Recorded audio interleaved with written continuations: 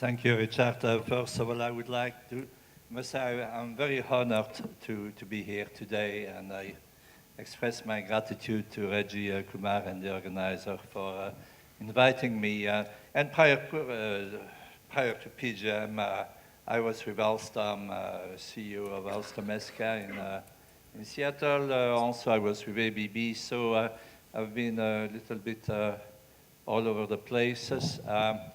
Next year, I'm going to celebrate my 50th anniversary of work in this industry. I know I don't look like it, but I can tell you the truth. And actually, to tell you how old I am, I was, the first time I came to India, that was in 1973. I tell you, very few of you were there at the time. I can tell you the Indian grid was one of the most distributed in the world. Each state had its own power grid, and New Delhi had its own power grid fueled by 5 coal-fired units, 125 megawatt each, American boilers and Russian turbines that would work very nicely together. Availability was about 50%, although the norm should be about 95%. So in terms of environmental impact, carbon emissions were not a problem. The big problem was the yellow smoke coming out of the stack. So carbon emissions were low compared to sulfur emissions. And one thing I learned very quickly in those years is don't take the elevator between 4 o'clock and 6 o'clock in the evening, because the odds are that you would have your cocktail in the elevator. So where the grid, the Indian grid is today, is truly amazing. I think every time I heard this morning that no, the grid is, has 335 gigawatts of installed capacity. Looks like every time I come to India, there is another 50 gigawatt that has been added. And Power Grid Corporation of India has done an amazing job. Basically, what they did is that they interconnected all the Indian states into a robust and a resilient power grid, capable of interconnecting all that generation. Absolutely amazing. So that's a little bit what went around the world. Basically, we interconnected the power grids, and the grids became for economies of scale. And the power grids became more and more complex to run, and sure enough, we got a few blackouts in 2003, one in the northeast of the United States. I just had started with PGM. It was a very interesting event to ride through. And a little bit after that, we had a blackout in Italy, which I call the Swiss blackout. Some of you may remember the trees attacking the transmission lines.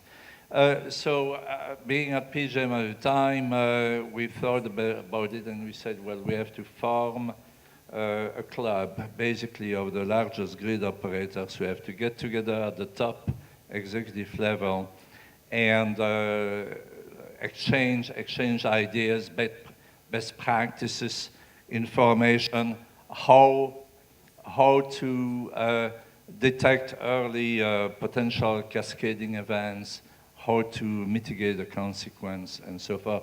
So that's how we formed basically the Go15 organization. At the time, we called it the VLPGO, very large power grid operator. People gave me a hard time about the name until we changed it in 2010 to Go15. Why Go15? Because we have 19 members.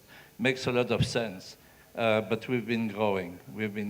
And today we regroup 19 of the largest power grid operators in the world, and we want to stay small because we want to keep the spirit of club here. So our goal initially, here is a chart. Okay, so Our members are 19, 19 members from the 6 continents, basically. And we connect about 70% of the installed capacity in the world to over 3.5 billion customers through the distribution grid operators, obviously, but we're responsible to carry the power from the generation to the distributors. The penetration of renewable generation is definitely a challenge which we're meeting with a lot of passion, I would say. But we project that among our members we're going to spend $700 billion over the next 10 years to modernize or increase the robustness of the power grid, and in particular to accommodate 40% of renewable generation interconnected. So we're a network of, on one hand, we have the top executive meeting once a year, but in between we have about 150 talented experts around the world. It's a network. We're not trying to come up with technical solutions. We basically want to exchange experiences, and when there is a problem somewhere, you know, like Dr. Singh, who was CEO of PGCIL at the time, called me on a Sunday morning, say, well, we expect to have a lot of fog tomorrow and short circuits between our transmission line. And he said, I've got to explain to the minister that this problem is something that's not unusual. So he told me, did you have that kind of problem in the United States? And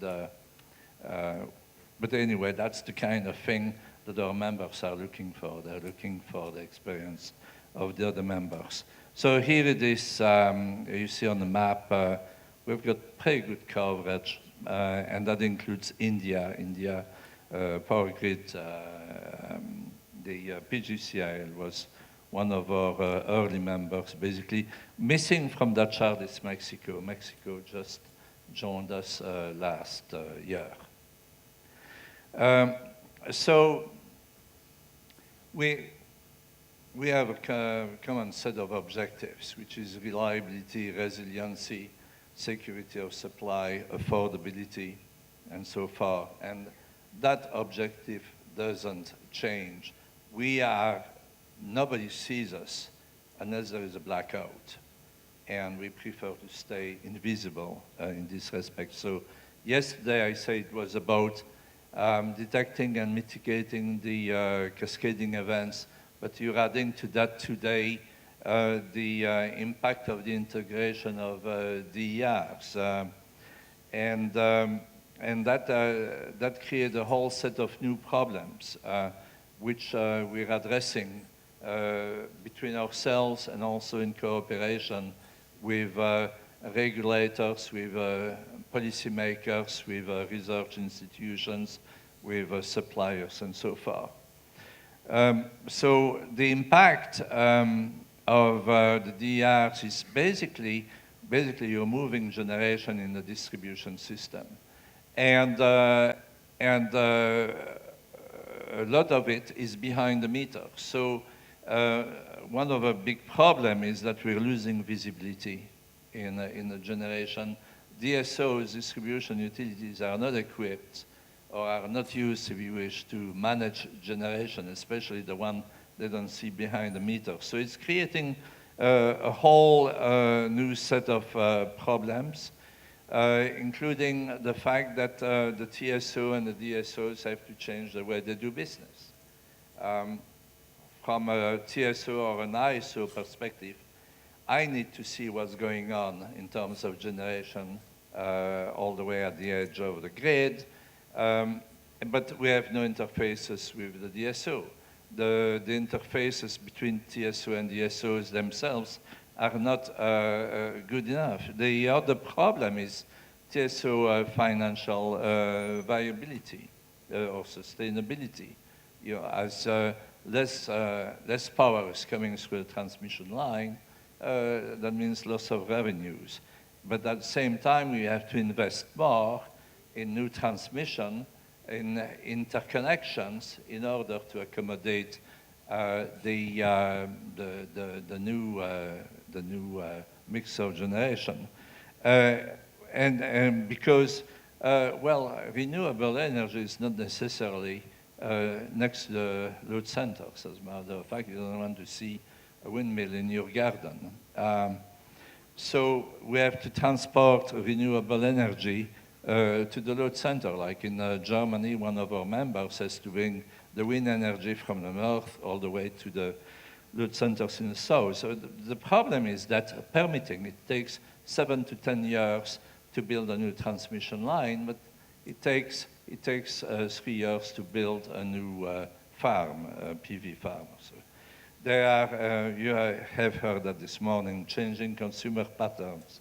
But at the same time, consumers expect energy to be affordable, better power quality, public acceptance, with not in my backyard type of thing. Okay, this is a famous duck curve from California. I mean, look at California because that's a picture of things to come. The duck curve is, this is basically the load over 24 hours. And as you can see in the middle of the day, the load is becoming very low because of all the solar generation being deployed in the system. And as a matter of fact, it's going to get worse because the state legislation in California just decided to set up new targets, 100% renewable by 2045, 50% by 2025. If everybody is doing that, we'll have to rely on moon shining to get moon generation or something.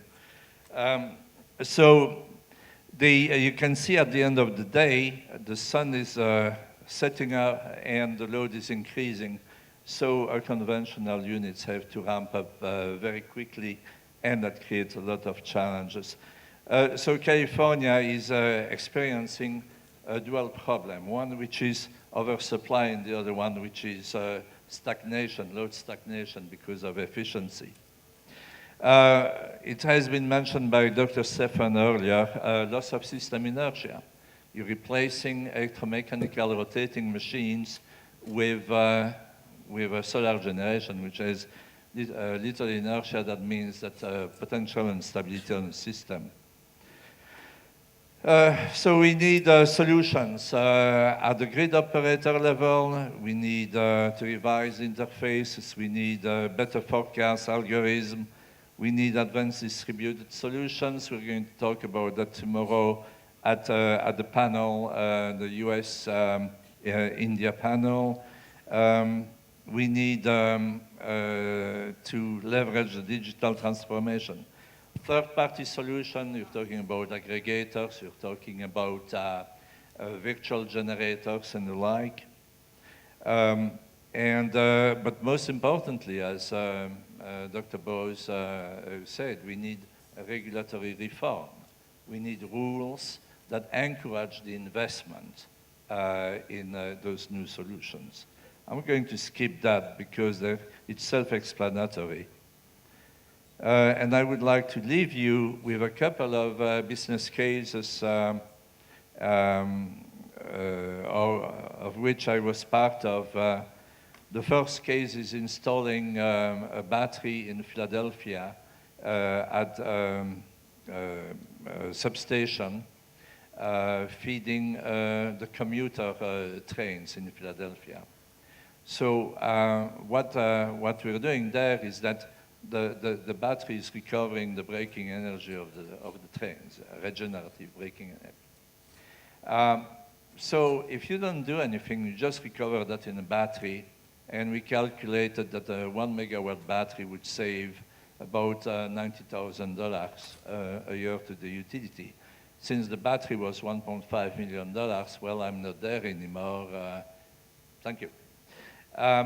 So what we did is that we basically connected the battery to the PGM fast frequency regulation service and generated over $300,000 of revenues a year, or total economic benefit. So that shows that when you have smart regulation in place, like FERC Order 755, that says that all suddenly storage can become very economically viable. And the other one I want to leave you with is on the distribution side. I just showed you how to monetize a battery on the wholesale market. Here in California, we have that other company, Advanced Microgrid Solutions. I'm also part of that now. And what we're doing is basically California shut down 2,000 megawatt of nuclear generation, and now is shutting down a number of natural gas plants because of the gas leak at the Aliso Canyon. So here we have batteries that are optimized to provide capacity to the distribution utility, Southern Cal Edison. So that's another way to monetize storage. It's basically providing grid services or dispatchable assets to the utility. Now, if you can put all that together, that is, combining grid services that you provide to the utility with participation in the wholesale market, then I can tell you storage becomes extremely viable financially, and it provides what we need. It provides the ability to shift energy, to flatten the load curve, basically, and also provide, by the way, synthetic inertia, but that's for another day. I thank you very much for your attention.